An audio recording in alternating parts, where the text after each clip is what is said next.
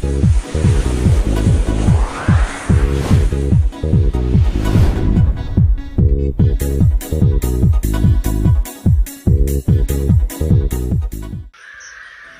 China का है ही नहीं, बल्कि वो कोरिया में मैन्युफैक्चर होता है। शायद इसीलिए वो चाइनीज प्रोडक्ट अगर खराब भी हो जाए तो तब भी वो स्टिकर सही सलामत रहता है। दूसरी तरफ ये जो पबजी मोबाइल, जिसका इंडिया में इतना ज्यादा क्रेज है, इसी गेम को लेकर ये कहा जा रहा है कि ये एक चाइनीज गेम है। तो ये गेम किस कंट्री का है और इससे किस देश को फायदा हो रहा है वो मैं आपको बाद में बताता हूँ। लेकिन ये गेम जिस कंट्री का कहा जा रहा है, यानी कि चाइना का, ये गेम उसी देश में बैंड है। पबजी के अलावा एक और भी गेम है जो इंडिया में बहुत ही पॉपुलर है। अब तक तो आप समझ ही गए होंगे कि मैं फ्री फायर की बात कर रहा हूँ। उस गेम का भी खुलासा होगा आज के इस वीडियो के अंत तक। तो इंडिया चाइना बॉर्डर पर आज के समय क्या चल रहा है, ये तो पूरे देश के लोगों को पता है। जिस लड़ाई में हमारे 20 जवान शहीद हो चुके हैं, और एक हिंदुस्तानी होने के नाते हमारा फर्ज बनता है कि हम अपनी देश की भलाई के लिए कुछ करें। तो इसीलिए बॉयकॉट चाइना करने से पहले हमें ये जानना चाहिए कि चाइना आखिर इंडिया से नहीं बल्कि पूरे दुनिया से क्या चाहता है।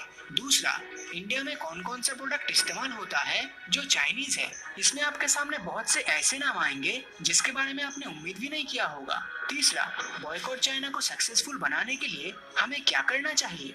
चाइना का दूसरे देशों के खिलाफ जो सबसे बड़ा हथियार है वो है डंपिंग। यहाँ डंपिंग का मतलब अपने देश के किसी प्रोडक्ट को बाहर के देशों में इतनी कम कॉस्ट में सेल करो कि वहाँ का लोकल प्रोडक्ट बिकना ही बंद हो जाए, जिससे कि उस देश के लोकल बिजनेस को नुकसान होगा और इधर चाइना और भी अमीर होता जाएगा। अब आप सोच रहे होंगे कि इतने कम कॉस्ट में चाइना ऐसे प्रोडक्ट बना कैसे लेता है। तो दोस्तों, ऐसा कर पाने के पीछे चाइना के गवर्नमेंट का सबसे बड़ा हाथ है। चाइना की सरकार अपने देश की कंपनी को खुद से पैसा देती है अगर वो अपने देश के चीजों को बाहर की कंट्री में एक्सपोर्ट करता है। चाइना का दूसरा सबसे बड़ा हथियार है डेट ट्रैप, मतलब दूसरे देशों को कर्ज देकर फंसाना। पहले चाइना दूसरे गरीब देशों में हजारों करोड़ रुपए खर्च करके बड़े बड़े इंफ्रास्ट्रक्चर बनाता है, और जब ये गरीब देश लोन वापस नहीं कर पाता तो चाइना उनकी जमीन को खरीद लेता है। इसी स्ट्रेटेजी का इस्तेमाल करके चाइना ने अफ्रीका की कई कंट्रीज जैसे जाम्बिया, केनिया और नाइजीरिया को फंसा चुका है, और इसमें अब एशियन कंट्रीज भी शामिल हो रहा है, जैसे कि मालदीव का एक आइलैंड ऑलरेडी चाइना के पास जा चुका है। यहाँ तक हमारे भारत के पड़ोसी श्रीलंका को भी इसने नहीं छोड़ा। श्रीलंका में हेम्बनतोटा हार्बर को चाइना ने लीज पर ले लिया है 99 ईयर्स के लिए, और इस जगह को चाइना जब चाहे जैसे चाहे अपनी जरूरत के हिसाब से इस्तेमाल कर सकता है, अब चाहे वो इंडिया के अगेंस्ट ही क्यों ना हो। चाइना का तीसरा सबसे बड़ा हथियार है इंपोर्ट एक्सपोर्ट में अंतर लाना। कहने का मतलब चाइना बहुत ही एग्रेसिवली अपने देश की चीजों को बाहर की कंट्रीज में भेजता है, लेकिन दूसरे देशों से बहुत ही कम चीजें चाइना में घुसने देता है। हालांकि इंपोर्ट एक्सपोर्ट के बीच का जो अंतर है वो समय के साथ घटता हुआ दिख रहा है, लेकिन फिर भी 2019-20 के आंकड़ों को भी अगर हम देखें तो ये अंतर अब भी बहुत ज्यादा है। तो इसी चाइना ने Amazon, YouTube, Facebook और Google जैसे कंपनीज को अंदर घुसने ही नहीं दिया, और इसके बदले में इन सब का ऑल्टरनेटिव कॉपीकैट बना लिया। जैसे YouTube की कॉपी है Youku, Google की कॉपी है Baidu, Facebook की कॉपी है Weibo और Amazon की कॉपी है Alibaba। चाइना का फंडा एकदम सिंपल है, अगर तुम किसी भी चीज की ऑल्टरनेटिव अपने देश में नहीं बना सकते तो सिंपल उसका कॉपीकैट बना डालो, और दूसरा देश चाह के भी चाइना का कुछ नहीं कर सकता, क्योंकि चाइना की सरकार ही इन कॉपीकैट्स को बचाने के लिए अलग अलग तरह के नियम बना कर रखे हैं, जिससे कि इन कॉपीकैट्स पर दूसरा देश कोई केस न कर पाए। चाइनीज सरकार ने तो एक ऐसा भी नियम बनाया है कि अगर किसी फॉरेन कंपनी को चाइना में अपना बिजनेस चलाना है तो उसे अपने कंपनी का इंटेलेक्चुअल प्रॉपर्टी राइट चाइनीज सरकार को देना पड़ेगा। इंटेलेक्चुअल प्रॉपर्टी का मतलब अगर आप अपना ये अधिकार किसी और को देते हो तो वो बंदा आपके ही प्रोडक्ट का लीगली कॉपी कर सकता है, और आप उसके अगेंस्ट केस या कोई भी एक्शन नहीं ले सकते। तो चाइना में अगर आपको आपके यूनिक प्रोडक्ट के साथ बिजनेस करना है तो आपको ये आईपी राइट उनको देना होगा, ताकि चाइना बाद में आपके ही प्रोडक्ट का कॉपी करके आपके ही अगेंस्ट एक कंपटीटर बनकर खड़ा हो जाए।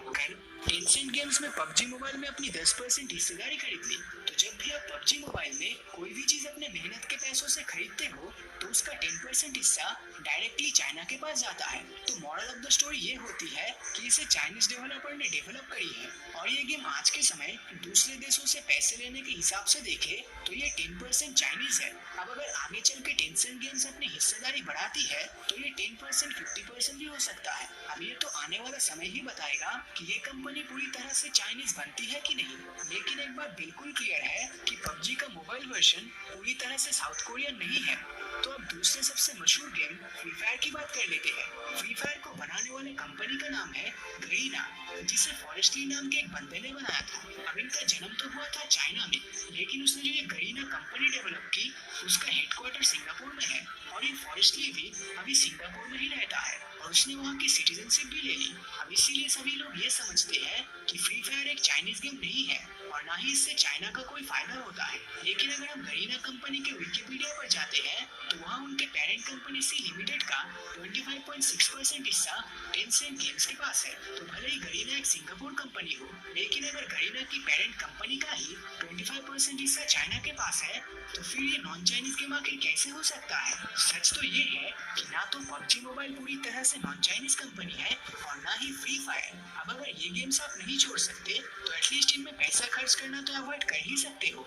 लेकिन कुछ ऐसे चाइनीज एप्लीकेशंस हैं जिनको आप बहुत ही इजीली रिप्लेस कर पाओगे और उन चाइनीज एप्लीकेशन का अल्टरनेट वर्जन आपके स्क्रीन के सामने है। जरूरत के लिए आप इसका एक स्क्रीनशॉट ले सकते हो। तो हमारे लिए ना सही, लेकिन अपने देश के लिए इस वीडियो पर जितना हो सके लाइक, कमेंट और शेयर